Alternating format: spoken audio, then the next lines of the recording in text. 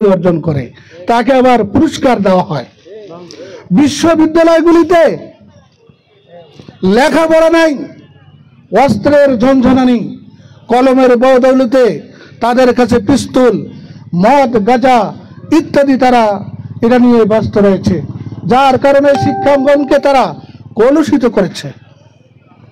সেই পরিপ্রেক্ষিতে বাংলাদেশের কুতুবুল আলম সৈয়দ ফজলুল করিম রহমতুল্লাহ আলাইহি উনি চিন্তা করলেন, বাংলাদেশের ছাত্র সংগঠনগুলি যদি ভালো না হয় এ দেশ ভালো হবে না।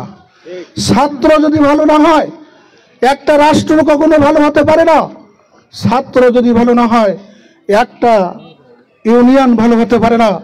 একটা ছাত্র যদি ভালো না হয় একটা সমাজ ভালো হতে পারে না। একটা ছাত্রের মধ্যে যদি আদর্শ নৈতিকতা না থাকে তার মা বাবাও শান্তি পেতে পারে না। এই জন্য উনি 1991 সালে 23 আগস্ট ইসলামী শাসনতন্ত্র আন্দোলন বাংলাদেশ গঠন করলেন। আল্লাহ তাআলার অশেষ মেহেরবানিতে 1991 সাল থেকে নিয়ে 25 সাল পর্যন্ত ইসলামী ছাত্র আন্দোলনের বিরুদ্ধে কোন মায়ের পুত একটা খুদ বেড়াতে পারে নাই। কোন ভার্সিটিতে দলাদলি, রাহাজানি, টেন্ডারবাজি, চাঁদাবাজি তারা দেখাতে ব্যর্থ হয়েছে। আল্লাহ তাআলার অশেষ মেহেরবানিতে বাংলাদেশের বড় বড় বিশ্ববিদ্যালয়গুলিতে ইসলামী আন্দোলনের কর্মী রয়েছে। তাদের চেহারার দিকে তাকালে মনে হয় এরা বড় আলেম, বড় মুহাদ্দিস, বড় মুফতি। এটাই হলো ইসলামী আন্দোলনের কর্মীর বৈশিষ্ট্য। আমরা ইসলামী রাজনীতি করি, আমাদের মধ্যে ইসলাম লেবাস, ইসলাম যদি আমাদের মধ্যে না থাকে, 3.5 হাত বডির মধ্যে যদি ইসলাম না থাকে, আমি কি রকম ইসলামের নেতা হলাম? আল্লাহ তাআলার মেহেরবানিতে ইসলামী ছাত্র আন্দোলন বাংলাদেশ, আল্লাহর মেহেরবানিতে সারা বাংলাদেশে একটা গণজোয়ার সৃষ্টি হয়েছে। বিভিন্ন কলেজ, ভার্সিটি, স্কুল এবং ছাত্র আন্দোলনের নীতি আদর্শ দেখে হাজার হাজার যুবক ভাইয়েরা ছাত্র আন্দোলনের পতাকা তলে চলে আসতেছে। কেন? 5ই আগস্ট শেখ হাসিনার পতনের পরে কুচক্রী মহল, ছাত্র সংগঠন বাংলাদেশের বিভিন্ন জায়গায় বাড়িগুলিতে আগুন লাগা দিয়েছে, রাস্তাঘাট দখল করে মানুষের বাড়িঘর আগুন লাগা দিয়েছে। কথা বলেন ঠিক কিনা?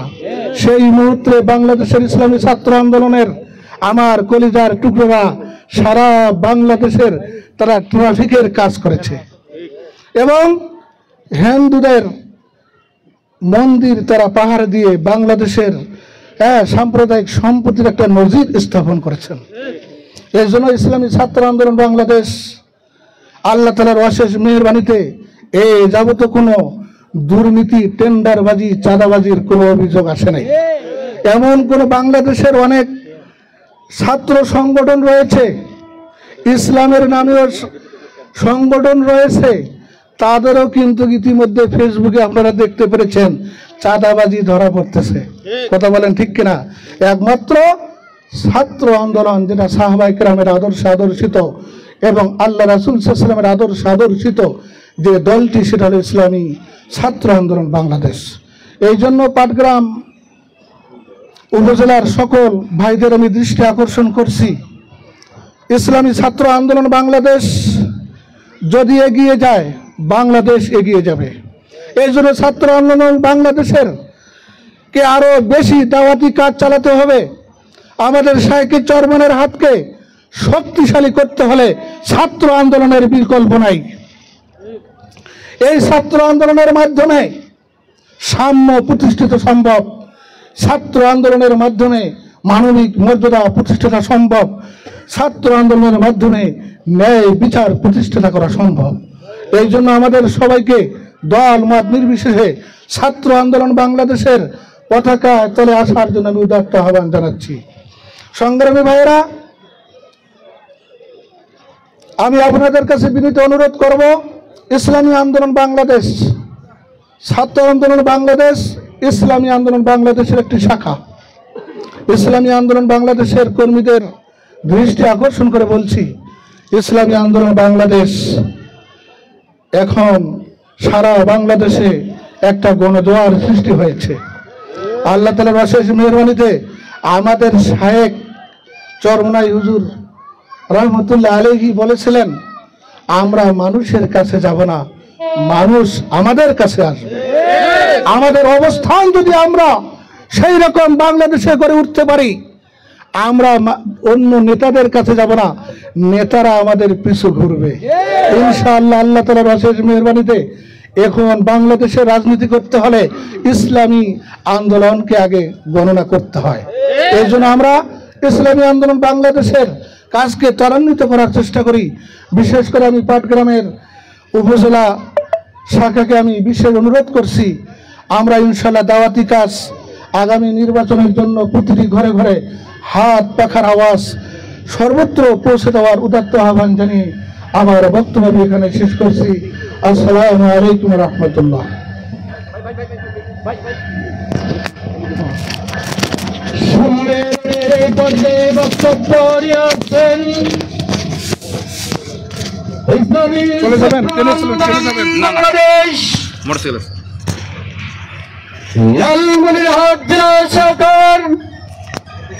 সম্মানিত দল সম্পাদক জনাব মোহাম্মদ রকনুজ্জামান রুকন, জনাব মোহাম্মদ রকনুজ্জামান রুকন, যাকে তোমার প্রধান বক্তার বক্তব্য পেশ করার জন্য সবিনয় অনুরোধ করছি।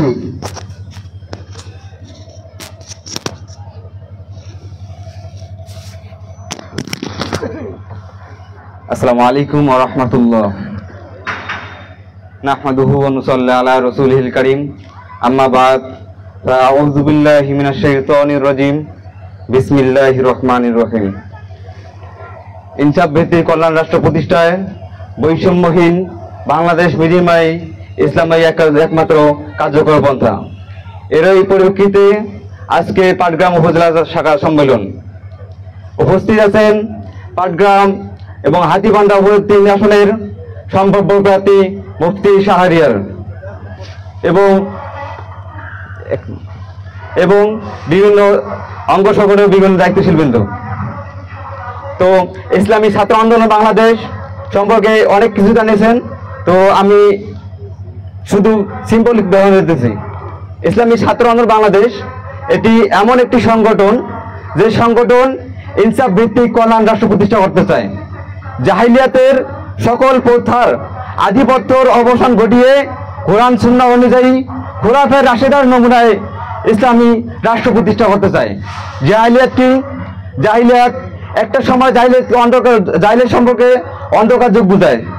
তো বর্তমান আমরা এমন একটা পর্যায়ে আছি যে আমরা সেই জাহিলিয়াত থেকে মুক্তি পাইনি। বর্তমান গুম, খুন, হত্যা, রাজধানী এগুলো কিছুই বন্ধ হয়নি। তো আজকে ইসলামী ছাত্র আন্দোলন বাংলাদেশ এমন একটা রাষ্ট্র প্রতিষ্ঠা করতে চায় যে রাষ্ট্রে গণমানুষের অধিকার আদায় হবে, যে মানুষের রাষ্ট্রে গণমানুষের কথা বলবে, যে রাষ্ট্রে ইসলামী শাসন অনুযায়ী দেশ চলবে।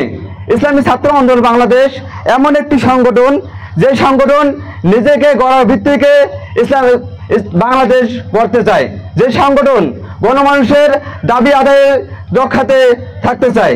ইসলামী ছাত্র আন্দোলন বাংলাদেশ এমন একটি সংগঠন যে সংগঠনে কোনো সন্ত্রাস নেই, যে সংগঠনে কোনো গুম, খুন, হত্যা নেই। এটি এমন একটি সংগঠন যে সংগঠনে আমাদের কোনো ভয় নেই। আমরা ইসলামী আন্দোলন বাংলাদেশ তথা ইসলামী ছাত্র আন্দোলন বাংলাদেশ আমরা রাসূল সাল্লাল্লাহু আলাইহি সাল্লামের পথে সাহাবায়ে কেরাম যেভাবে দেশ পরিচালনা করছে আমরা সেভাবেই এই দেশ পরিচালনা করতে চাই। অতীতে আমাদের যে সংগঠনগুলো দেশ পরিচালনা করছে তাদের দাবি হইতেছে তারা কেউ মুজিব সেনা, কেউ জিয়া সেনা, কেউ আবার এরশাদ সেনা। তাদের নেতাকেই তারা মনে করে যে প্রকৃত নেতা। তো আমরা আমাদের নেতা হযরত মুহাম্মদ সাল্লাল্লাহু আলাইহি সাল্লাম, আমাদের অহংকার আমাদের নেতা হযরত মুহাম্মদ সাল্লাল্লাহু আলাইহি সাল্লাম। তো আজকে গত ইসলামী ছাত্র আন্দোলন বাংলাদেশের গত কমিটি আমি বিলুপ্ত ঘোষণা করছি, এবার নতুন কমিটি ঘোষণা দিতেছি।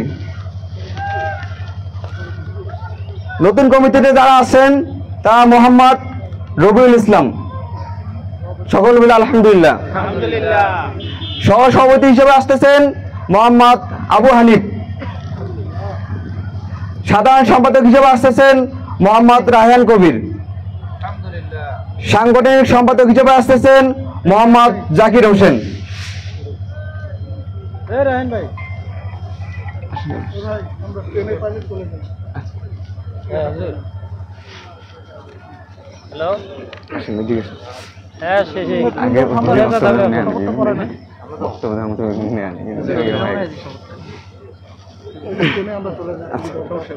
দিয়ে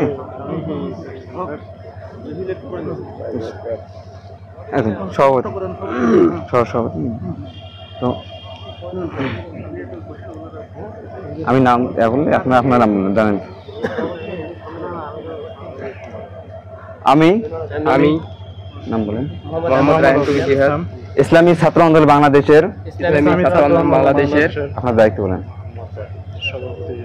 মনোনীত নির্বাচিত হয়ে আল্লাহ রাব্বুল আলামিনকে সাক্ষী রেখে ওয়াদা করছি যে আমি ইসলামী ছাত্র আন্দোলন বাংলাদেশের মূল লক্ষ্য হাসিল ও কর্মসূচি বাস্তবায়নে সর্বোত্তম প্রচেষ্টা চালানোকেই আমার জীবনের সর্বপ্রথম কর্তব্য বলে মনে করব।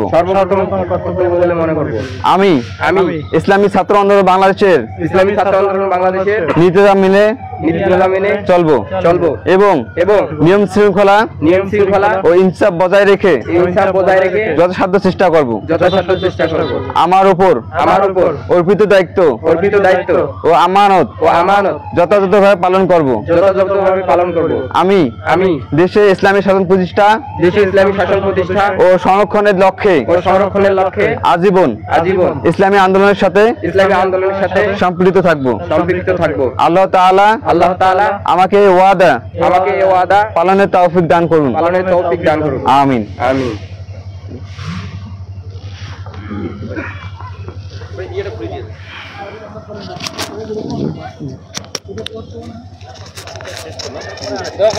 সংক্ষিপ্ত আকারে দোয়া করে দেন। আলহামদুলিল্লাহ